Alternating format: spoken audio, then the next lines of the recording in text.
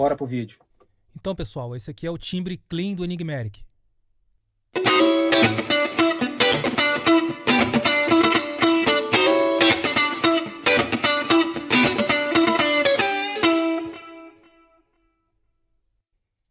Agora, com esse mesmo clean, eu vou ligar um chorus aqui.